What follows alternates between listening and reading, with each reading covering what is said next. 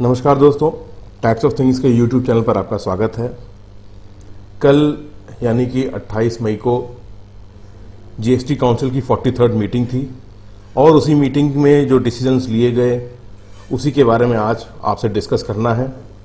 अगर आपको मेरी वीडियो अच्छी लगती हो तो लाइक करें, शेयर करें, सब्सक्राइब करें।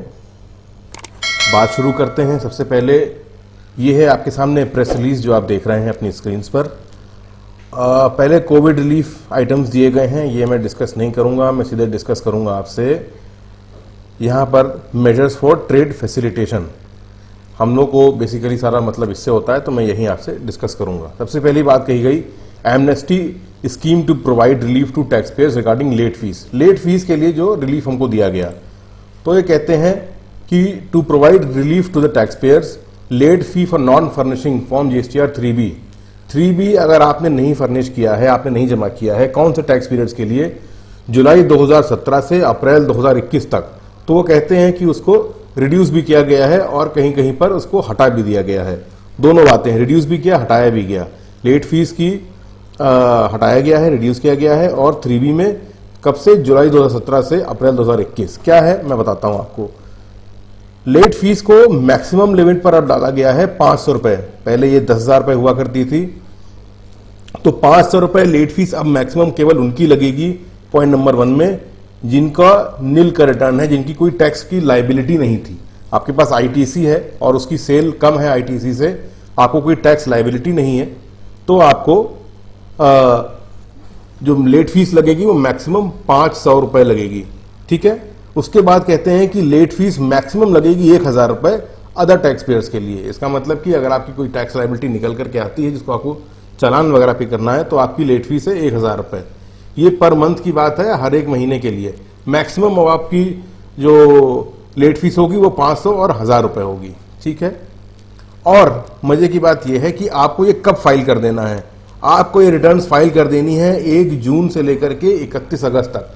लास्ट डेट है 31 अगस्त 2021 तक। अगर आप अपनी सारी पेंडिंग 3B फाइल कर देते हैं तो ये लेट फीस की जो फायदा है वो आपको मिल जाएगा।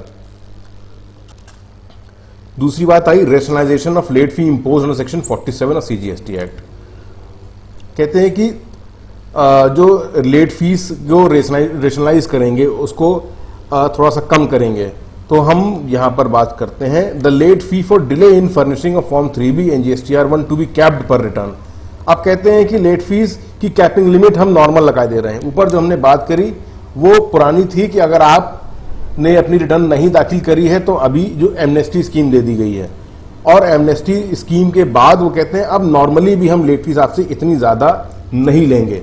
तो लेट फीस कम कैसे है, 500 रुपए लेट फीस उनकी रहेगी 3B और 1 के लिए जिनकी नील टैक्स लाइबिलिटी है। अब से जो लेट फीस लगेगी वो 500 रुपए मैक्सिमम होगी।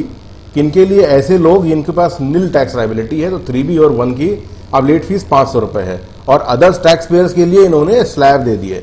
अदर टैक्स पेयर का मतलब कि अगर आपकी for other tax payers having annual aggregate turnover, अगर एटो आपका 1.5 करोड़ रुपए से कम है तो आपकी लेट फीस अब मैक्सिमम 2,000 रुपए होगी। अगर आपका एटो 1.5 करोड़ से लेकर के 5 करोड़ तक का है तो आपकी मैक्सिमम लेट फीस अब 5,000 रुपए होगी। और अगर आपका एटो 5 करोड़ रुपए से ऊपर है तो पुरानी वाली 10,000 रुपए की लेट फीस लगेगी। क्योंकि ज्यादातर जो स्मॉल लेवल या मीडियम लेवल वाले जितने भी डीलर्स हैं, तो ज्यादातर पॉइंट नंबर A या B में आएंगे, तो बहुत अच्छा रिलीफ है ये। 2,000 रुपए और 5,000 रुपए की आपको लेट फीस लग जाएगी। जो 5 करोड़ के ऊपर है उन पर नॉर्मल 10,000 रुपए लगेगा। दूसरी बात, कहते हैं कि GSTR 4 जो आपको कंपोजिशन रिटर्न में डालना होता है उसकी भी लेट फीस को भी कैप कर दिया गया है 500 रुपए पर रिटर्न। अगर टैक्स लाइबिलिटी निल है तो 500 रुपए, और अगर उसमें लाइबिलिटी है तो 2,000 रुपए। तो 4 जो कंपोजिशन के लिए है उनके लिए भी टैक्स लेट फीस को कम किया गया है। GSTR 7 जो डालना होता है उसकी भी लेट फीस को कम किया गया है। 50 रुपीज पर डे के हिसाब से ये लेट फीस डाल दी गई है। और जो मैक्सिमम लिमिट अब आएगी वो 2,000 रुपए है। 50 रुपीज पर डे GSTR 7 के लिए और मैक्सिमम 2,000 रुपए। ऊपर जो हमने बात करी थी वो लेट फी की कैपिंग लिमिट थी कि हाईएस्ट लेट फी कितनी लगेगी। तीसरी point, Covid related relief measures for tax payers, Covid की वजह से जो आपको परेशानी हो रही है उसके लिए क्या रिलीफ दिया गया। तो पहली बात I for small tax payer जिनका टर्नओवर 5 करोड़ रुपए तक का है, मार्च और अप्रैल के लिए बात कही गई। देखिए मार्च की अगर आपको रिटर्न दाखिल करनी है, नील रेट ऑफ इंटरेस्ट लगेगा कब तक, पहले 15 दिन। मार्च की ड्यू डेट से अगर आप 15 दिन के अंदर रिटर्न फाइल कर लेते हैं तो नील रेट ऑफ रिटर्न है।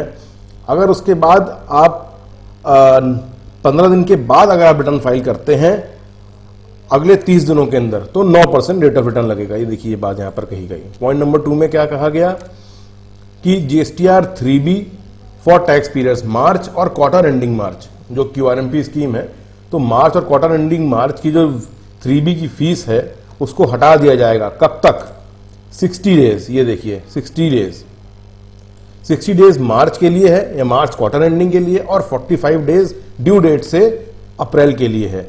3B की लेट फीस को हटा दिया जाएगा। Point number 3, nil rate of interest for first 15 days from the due date of furnishing the statement in CMP 08 by composition dealer.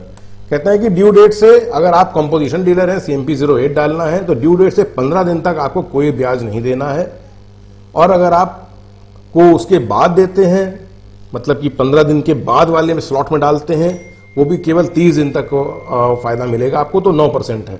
उसके बाद अगर आप 45 दिन क्रॉस हो गए तो आपको 18% आपसे देना पड़ जाएगा। मई के लिए अगर आप 3B डाल रहे हैं तो 15 दिन का एक्सटेंशन आपको मिल जाता है, उसमें नील रेट ऑफ इंटरेस्ट है, और उसके 15 दिन बाद आपको 9% ब्याज लगेगा। सिमिलरली पॉइंट नंबर 2 में यह कहा कि आपसे हम लेट फीस कब तक नहीं लेंगे। लेट फीस ये नहीं लेंगे आपसे 30 डेज तक। तो अगर आप मई की रिटर्न आपको डालनी है तो 30 डेज का आपको एक्सटेंशन मिला हुआ है, 30 डेज तक आपसे कोई लेट फीस नहीं ली जाएगी। अब अगर आप 5 करोड़ रुपए से ऊपर हैं तो पहले 15 दिन में, मई के लिए, मई के महीने में पहले 15 दिन के लिए 9% का ब्याज आप पर लगेगा, और लेट फीस भी जो आप पर लगेगी वो केवल 15 दिन के बाद लगेगी। ऊपर आपको देखिए अगर आप छोटे टैक्स 5 करोड़ से कम है तो 30 डेज का एक्सटेंशन है, और अगर आप 5 करोड़ से ऊपर हैं तो यहाँ पर 15 दिन का एक्सटेंशन है। कुछ और भी एक्सटेंशन दिए गए हैं, मैं बता देता हूँ। GSTR 1 और IFF अगर आपको मई का डालना है तो 15 दिन का एक्सटेंशन है। GSTR 4 आपको फाइनेंशियल ईयर 20-21 का जो डालना है उसकी लास्ट डेट अब 31 जुलाई हो गई। कंपोजिशन के लिए जो एनुअल रिटर्न है फाइनेंशियल ईयर 20-21 का GSTR 4, उसकी लास्ट डेट 31 जुलाई है। ITC 04 जो हमें डालना होता है क्वार्टर एंडिंग मार्च 20-21 का, उसकी लास्ट डेट 30 जून है। जो रूल 36(4) है ITC के लिए, जिसमें अब 5% एक्स्ट्रा ही आप क्लेम कर सकते हैं, वो उसका जो एग्रीगेट अब कैलकुलेशन होगा वो जून के अंदर होगा। अप्रैल, मई और जून 2021 की जो एग्रीगेट ITC का कैलकुलेशन होगा 5% वेरिएशन के साथ प्लस में, वो जून 2021 में होगा। और अगर आप डिजिटल सिग्नेचर से अपनी रिटर्न फाइल करते हैं, जैसे आप private limited, public limited companies हैं, तो डिजिटल सिग्नेचर की जगह पर आप EBC से फाइल कर सकते हैं 31 अगस्त तक के लिए। सेक्शन 168 के अंदर भी कुछ रिलैक्सेशन है। अगर आपकी कोई GST के अंदर कोई आपकी कोई केस चल रहा है तो उसको भी आपको एक्सटेंड कर दिया जाएगा। 30 जून तक आपको वो सारे केस एक्सटेंड कर दिए जाएंगे। बात आई है अब एनुअल रिटर्न की सिंप्लीफिकेशन के लिए। फाइनेंशियल ईयर 20-21 की जो एनुअल रिटर्न है उस पर कुछ सिंप्लीफिकेशन किया गया है, और इसमें यह कहा गया है कि GSTR 9C, ये देखिए GSTR 9C के लिए सेल्फ सर्टिफिकेशन है। अब चार्टर्ड अकाउंटेंट्स उसको सर्टिफाई नहीं करेंगे, तो फाइनेंशियल ईयर 20-21 की जो 9C आपको डालनी है वो डीलर्स खुद से भी अब डाल सकते हैं सेल्फ सर्टिफिकेशन के through. The filing of annual return in form GSTR 9(9)A to be optional. 2 crore रुपए तक के लिए 9 या 9A जो आपको डालना है वो अब ऑप्शनल है। 9C उन्हीं लोगों को डालना है जिनका 5 करोड़ से ऊपर का एग्रीगेट टर्नओवर है फाइनेंशियल ईयर 20-21 का। सेक्शन 50 जो कि इंटरेस्ट के लिए होता है, तो उसके लिए रिट्रोस्पेक्टिव अमेंडमेंट डाल दिया गया है 1/7/2017 से। अब आपको नेट टैक्स लाइबिलिटी जो निकलेगी उसी पर आपको देना है अपना ब्याज।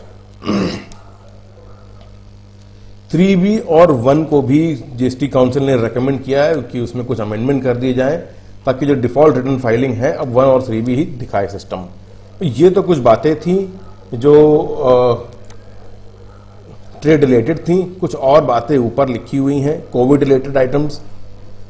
तो इसमें यह कहा गया है कि जो भी मेडिकल ऑक्सीजन, ऑक्सीजन कॉन्सेंट्रेटर और ऑक्सीजन स्टोरेज और ट्रांसपोर्टेशन इक्विपमेंट हैं, डायग्नोस्टिक मार्कर टेस्ट किट्स हैं, कोविड वैक्सीन्स हैं, इनको आईजीएसटी में फुल एग्जेम्पशन दी जाएगी। कब तक दी जाएगी? 31 अगस्त तक दी जाएगी। उसके बहुत से छोटे छोटे आइटम्स हैं, तो उसके लिए ग्रुप ऑफ मिनिस्टर्स की एक कमेटी बना दी जाएगी जो कि अपनी रिपोर्ट देंगी 8 जून 2021 तक कि उसके बारे में क्या करना है। कुछ अदर गुड्स हैं, इन सब के रेट्स वगैरह कम किए गए हैं। ये देखिए, इस सब में रेट्स वगैरह कम किए गए हैं। तो अब ये काफ़ी लंबी लिस्ट है, इसमें काफ़ी कुछ है, इसके बारे में बात नहीं करूँगा। तो मेरा डिस्कशन आज यहीं पर कंप्लीट होता है।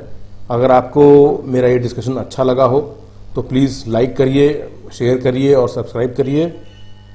साथ ही अपने कमेंट्स में बताइए कि आपको कोई और अगर जानकारी लेनी हो। Thank you so much. नमस्कार।